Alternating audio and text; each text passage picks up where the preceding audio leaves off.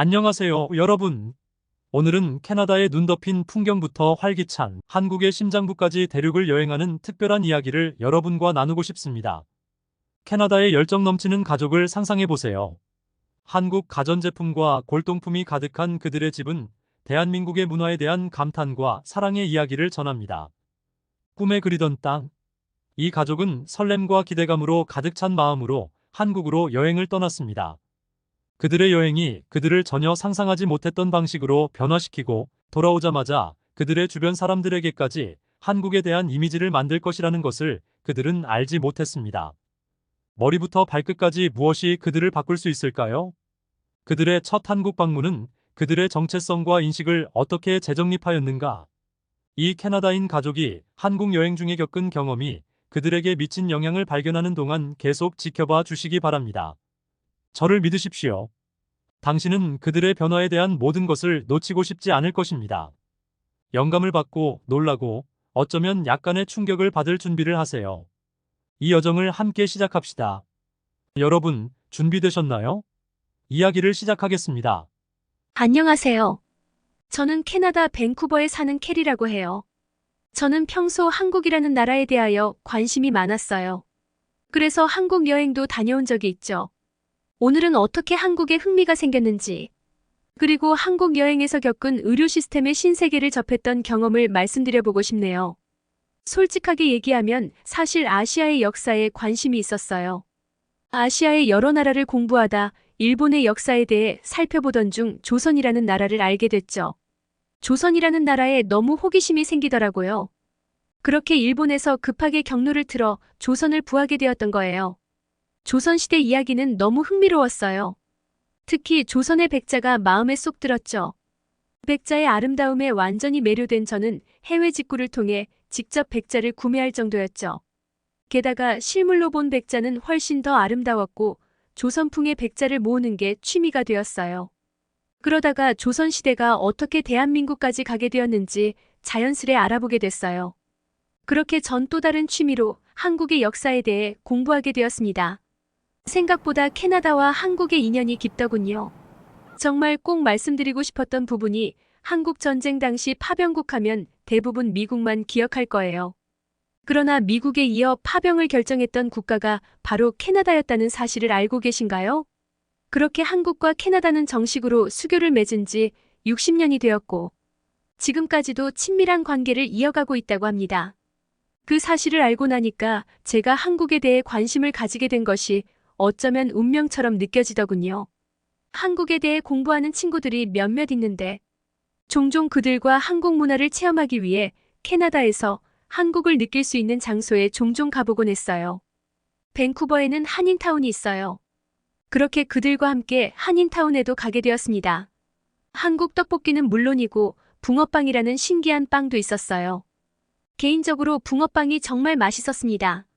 아이들에게도 사다 주었는데 아이들이 너무 맛있어 해서 붕어빵 때문에 한인타운을 정말 자주 갔었어요.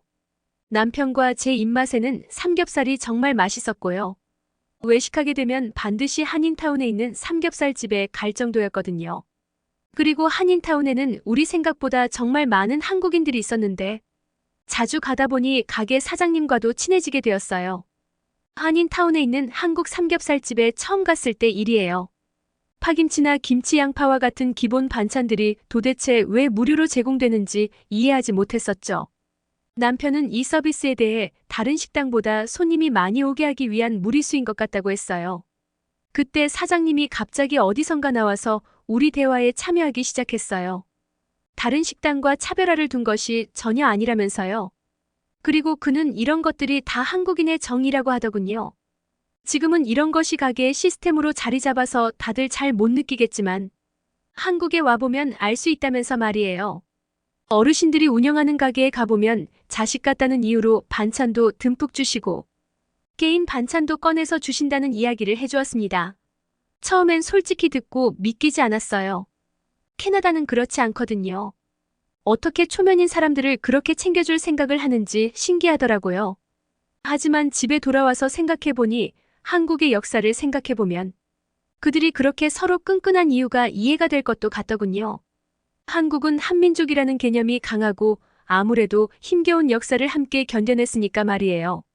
서로를 가족처럼 챙기는 게 오히려 당연한 것 같기도 하죠. 한국인들은 그것에 대해 어떻게 생각하는지 모르겠지만 그런 사회 분위기는 다른 나라에서 배우고 싶다고 해서 적용할 수 있는 게 아니라고 생각해요. 개인적으로 정말 부러운 문화예요. 캐나다는 워낙 다양한 사람이 살고 인구도 많기 때문에 그런 것이 안 되거든요. 이것은 다른 나라도 마찬가지일 거예요. 애초에 역사부터 다르기 때문에 서로 으쌰으쌰하는 분위기가 형성되는 게 불가능합니다. 정말 부러워요. 그렇게 저는 날이 갈수록 한국에 가고 싶다는 열망이 강해졌습니다. 한국에 대한 애틋한 감정도 깊어졌고요. 마치 오래된 연인 같았죠. 그렇게 남편과 상의하여 아이들에게도 좋은 추억을 만들어줄 겸 한국 여행을 계획하게 되었습니다. 그리고 드디어 가족과 함께 한국 여행을 오게 되었어요. 인천공항에 도착을 했는데 한인타운이 아닌 정말 대한민국에 왔다는 사실이 믿기지 않더라고요. 우리는 서울 시내 한복판에 있는 호텔을 예약했어요. 가격에 비해 호텔 로비가 굉장히 고급스럽고 직원들의 서비스도 훌륭했어요. 그 호텔에 다시 묵고 싶어서 다시 한국을 가고 싶을 정도로 말이에요. 주위를 둘러보니 우리 네 가족을 제외하고도 매우 많은 외국인들이 보였어요. 가방에 캐나다 국기를 단 사람이 있길래 슬쩍 인사해 보았던 기억이 나네요. 그는 한국이라는 나라를 안 지 얼마 안 됐는데 순식간에 그 매력에 빠져서 여행까지 오게 되었다고 하더라고요. 들어보니까 한국이 최근 많은 외국인으로부터 꼭 가고 싶은 관광지가 되었다고 했어요.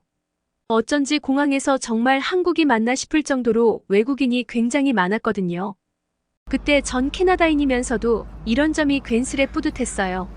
저에게는 2명의 천사 같은 아이들이 있습니다. 아이들에게 그동안 우리가 수집한 백자의 나라를 보여주고 싶었어요. 그래서 제일 먼저 국립중앙박물관과 경복궁을 갔죠. 집에서 보던 백자보다 더 아름답고 다양한 백자와 공예품을 박물관에서 접하니 아이들이 무척 관심을 보이더라고요. 정말 잘 왔다고 생각했어요. 그리고 경복궁에 갔어요. 조선의 왕들이 살았던 곳을 정말 보고 싶었어요. 궁에 들어서자마자 고풍스러운 기와와 나무에 그려진 형형색색의 색깔, 그리고 마음까지 평온하게 만들어주는 고즈넉한 분위기는 마치 그토록 공부했던 조선시대로 타임머신을 타고 온 듯한 기분까지 들었죠. 그렇게 경복궁 구석구석 다니면서 조선시대에 흠뻑 빠져있던 그 순간, 넓은 궁을 자유롭게 뛰어다니며 호기심에 정신없이 구경하던 작은 아이가 그만 크게 넘어지고 말았어요.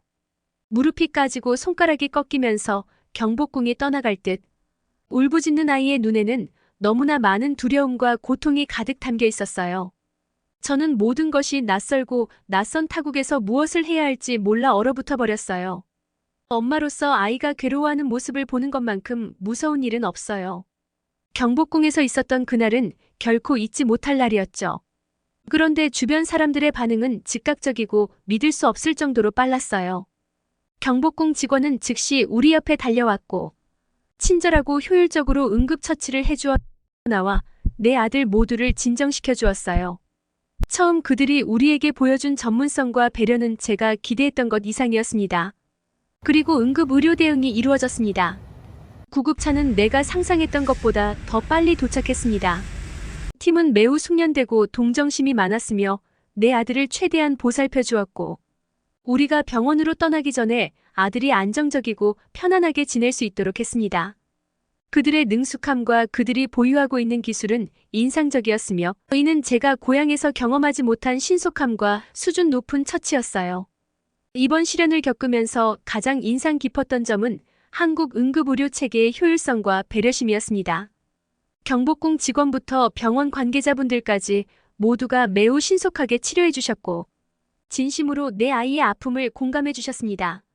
신속함과 정확성, 그리고 무엇보다 친절함을 중시하는 사회를 보여주는 증거였습니다. 이 경험은 두려웠지만 한국의 응급구조대에 대한 깊은 감사와 존경심을 갖게 했습니다. 그들의 신속한 조치와 그들이 제공한 보살핌 덕분에 어려운 상황을 훨씬 더 쉽게 견딜 수 있었습니다. 전 세계에 더 많은 사람들이 경험하고 배울 수 있었으면 하는 바람입니다. 그래서 사고에도 불구하고 그날의 제 생각은 우리가 가장 필요할 때 우리를 감싸준 친절함과 효율성에 대한 감사함으로 가득 차 있습니다. 캐나다에서 한국에 대한 짝사랑을 해오다가 직접 한국에 오고 나서는 한국에서 살아야겠다는 소망까지 생겨났던 캐리 씨의 사연, 여러분들은 어떠셨나요? 여러분들은 어떻게 생각하시는지 소중한 의견을 남겨주세요. 구독과 좋아요를 눌러주시면 영상 제작에 큰 힘이 됩니다. 시청해주셔서 감사합니다.